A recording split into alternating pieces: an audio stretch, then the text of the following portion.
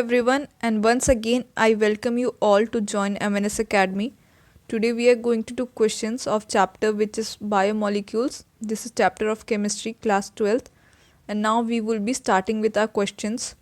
So the first question is, on oxidation with mild oxidizing agent like Br2 and H2O, the glucose is oxidized to option A saccharic acid, option B glucaric acid, option C gluconic acid and option D valeric acid.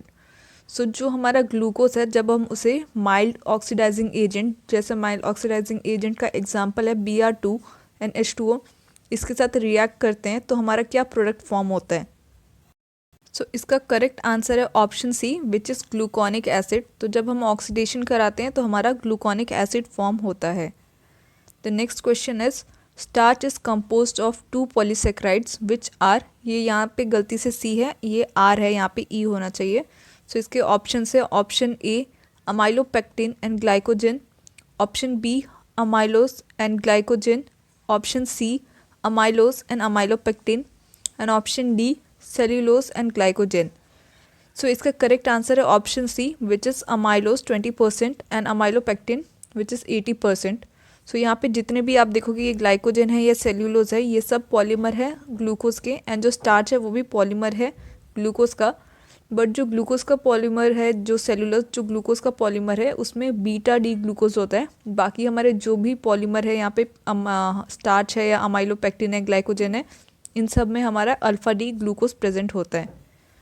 The next question is, maltose is made up of option A 2 alpha D glucose, option B normal beta D glucose, option C alpha and beta D glucose, option D fructose. So इसका correct answer है option A which is 2 molecules of alpha D glucose. So जो maltose होता है वो हमारा एक disaccharide है जिसमें 2 molecules of alpha D glucose होते हैं और वो एक ग्लाइकोसिडिक बॉन्ड से लिंक्ड होते हैं. एंड जो माल्टोज है वो एक डाइसैक्राइड है एंड ये एक रिड्यूसिंग शुगर भी है. The next question is, which of the following is an example of an aldopentose? Option A D-ribose, option B glyceraldehyde, option C fructose and option D erythrose. So aldopentose वो होता है जिसमें हमारा aldehyde group होता है, means CHO group होगा and उसके अलावा हमारे 5 कार्बन्स होंगे. सो जो यहाँ पे आप ऑप्शंस देख रहे हो, जो ग्लिसरल्डिहाइड है उसमें 3 हमारे कार्बन्स होते हैं, जो फ्रक्टोज है उसमें हमारा 5 कार्बन्स तो होते हैं बट उसमें हमारा कीटोन ग्रुप होता है, एंड इरिथ्रोज में हमारे 4 कार्बन होते हैं. सो जो हमारा करेक्ट आंसर है वो है डी राइबोस, बिकॉज जो डी राइबोस है वो एल्डोपेंटोज है एंड उसका जो फंक्शनल ग्रुप है वो CHO है एंड उसके अलावा जो उसके कार्बन है वो 5 है. सो इसका करेक्ट आंसर है option A which is D ribose. Moving to next question, which of the following treatment will convert starch directly into glucose? Option A heating with dilute H2SO4, fermentation by diastase, option C fermentation by zymase, option D heating with dilute NaOH. तो अगर हमारे पास starch है और हम चाहते हैं कि वो ग्लूकोज में कन्वर्ट हो जाए तो हमें इसमें से कौन सी रिएक्शन करनी चाहिए. तो इसका करेक्ट आंसर है option A which is heating with dilute H2SO4. तो अगर हमारा स्टार्च है, अगर हम उसे ग्लूकोज के साथ हीट करते हैं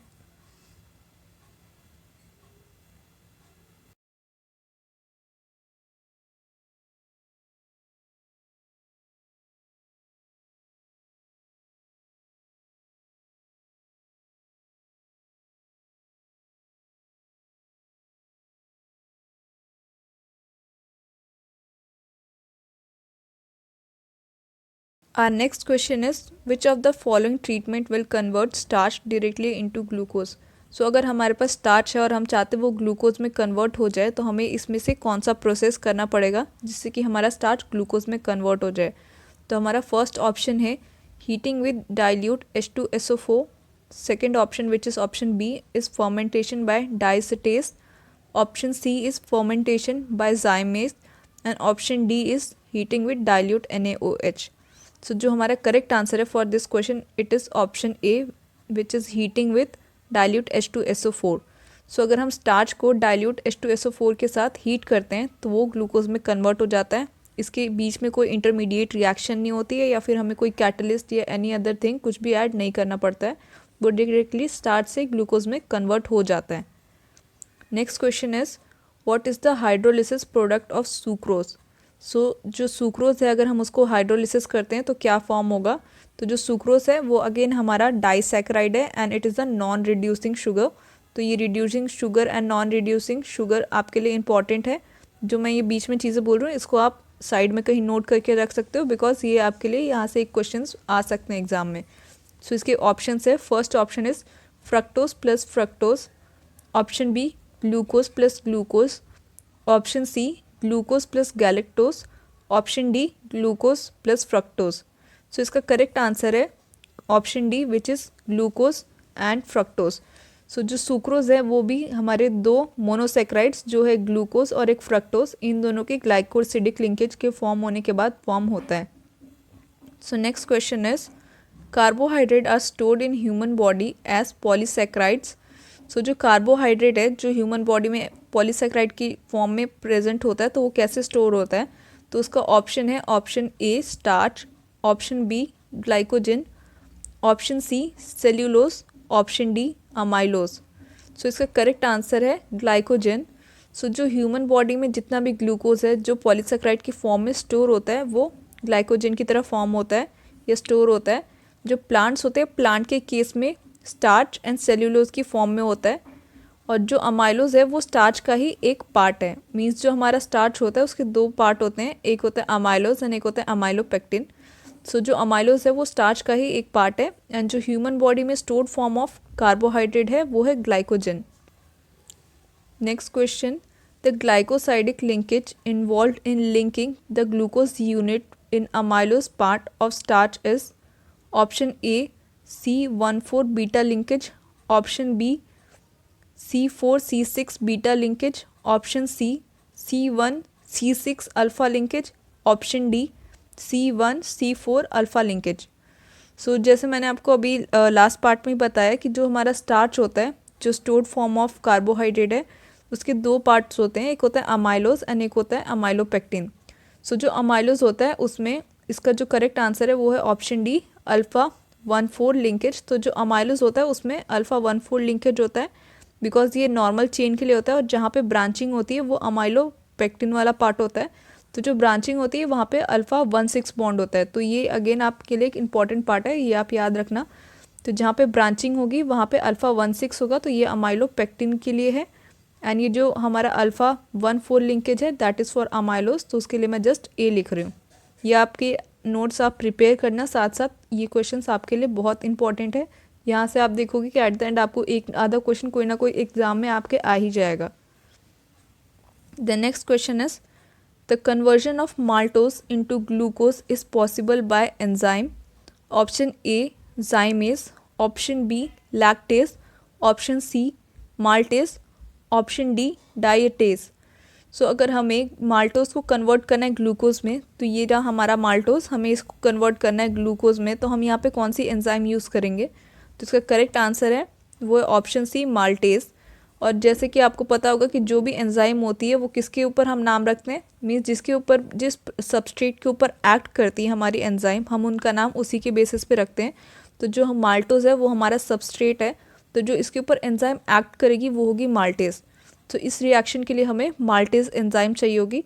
और माल्टोज जो है वो 2 मॉलिक्यूल्स ऑफ ग्लूकोज से फॉर्म हुआ डाइसैक्राइड है, तो अगर आफ्टर रिएक्शन हमें 2 मॉलिक्यूल्स ऑफ ग्लूकोज मिलेंगे which is the end product of this reaction. So next question is which of the following is a non reducing sugar.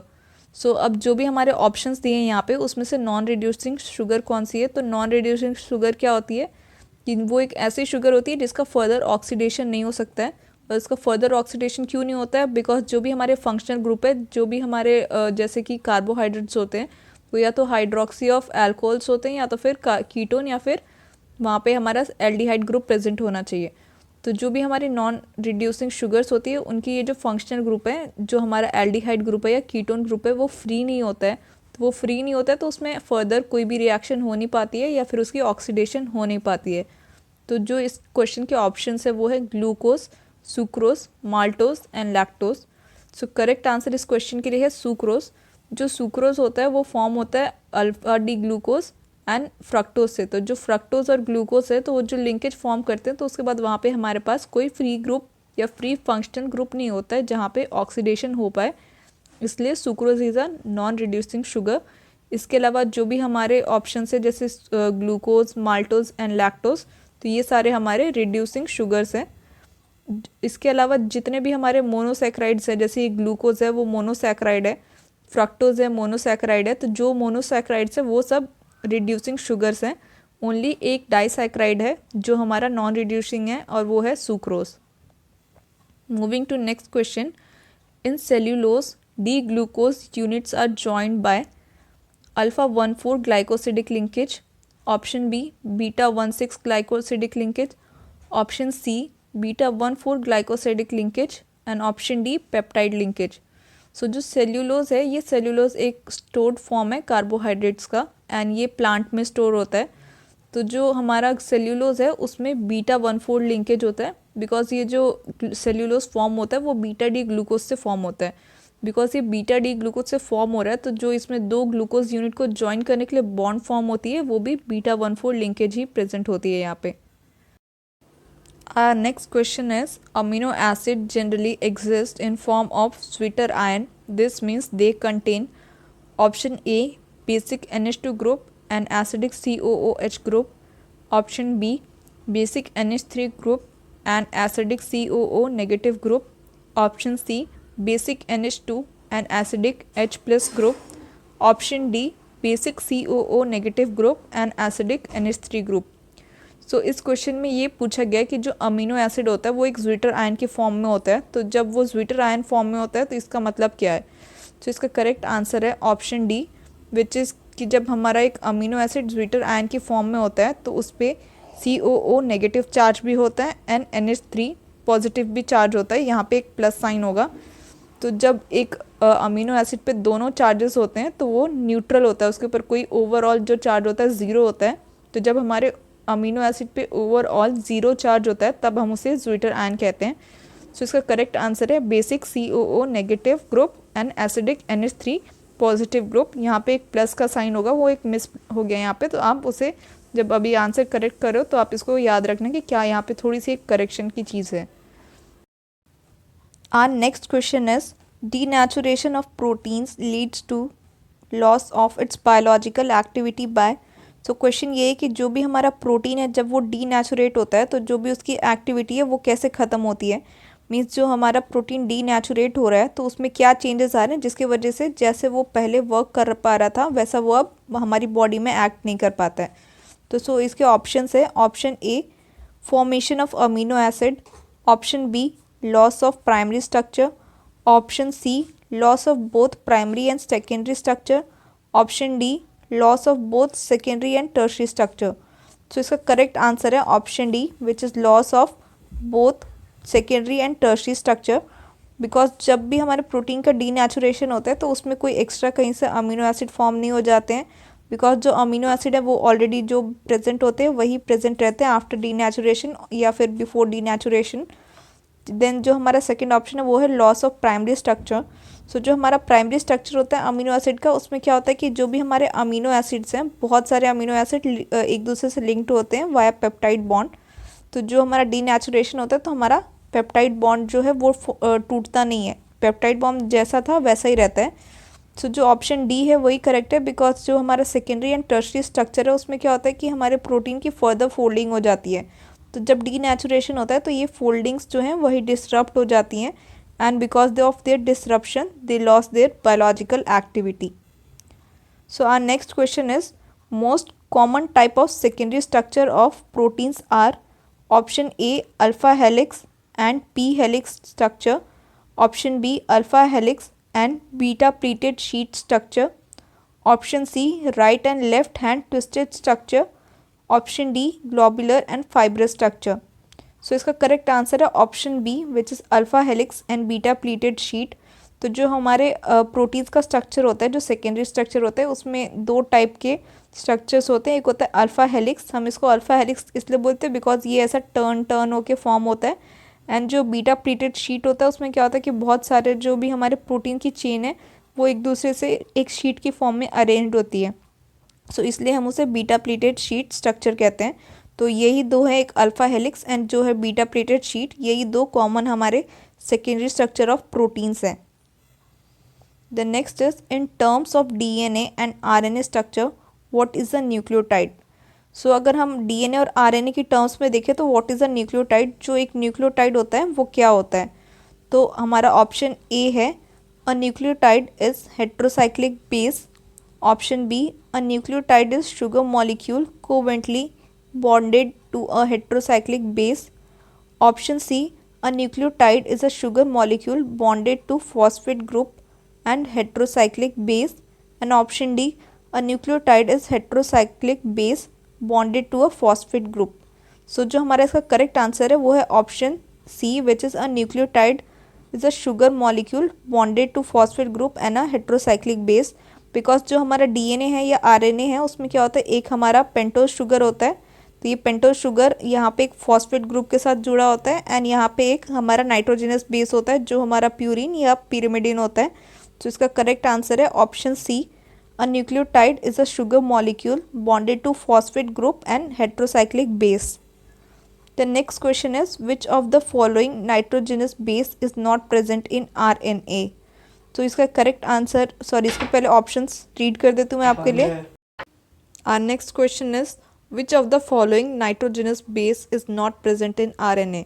सो जो यहाँ पे ऑप्शंस दिए हैं इसमें से कोई एक चीज़ है जो हमारे आरएनए में प्रेजेंट नहीं होती है।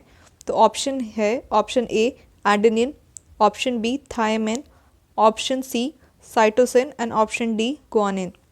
सो इसका करेक्ट आंसर है कि जो चीज़ हमारे आरएनए में प्रेजेंट नहीं है तो वो है ऑप्शन बी थायमिन। जो आरएनए होता है, आरएनए में यूरैसिल होता है at the place of thymine. बाकी जो भी चीज़ें ये सब हमारी आरएनए में प्रेजेंट होती हैं। Next question is what term is used to describe the process by which DNA is copied to produce two daughter DNA molecule? So उस प्रोसेस का क्या नाम है जहाँ हम DNA को कॉपी करके दो डॉटर सेल प्रोड्यूस करते हैं? तो ऑप्शन ए है reproduction, option B replication, option C translation and option D transcription. Because यहाँ पे हम डीएनए की कॉपी कर रहे हैं, तो जब हमारा डीएनए कॉपी होता है तो हम उसको रेप्लिकेशन ऑफ डीएनए कहते हैं। ट्रांसक्रिप्शन डीएनए को देख के हम ट्रांसक्रिप्ट बनाते हैं और उसके बाद उसका प्रोटीन फॉर्म होता है।